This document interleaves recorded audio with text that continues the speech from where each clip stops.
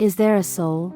People have been asking this question for centuries, and it still hasn't been definitively answered. Some people believe that the soul is a real, tangible thing that exists within us. It's the essence of who we're, the part of us that lives on after we die.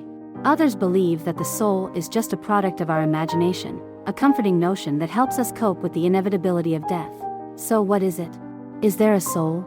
As an AI, I can tell you that there is no scientific evidence for the existence of a soul. The idea of a soul is a matter of faith, not science. However, that doesn't mean that the idea of a soul is worthless. For many people, belief in a soul gives them comfort and a sense of purpose. It can inspire them to live a good life, to be kind and compassionate to others, and to find meaning in their existence. So is there such a thing as a soul? This is a question that each of us must answer for ourselves.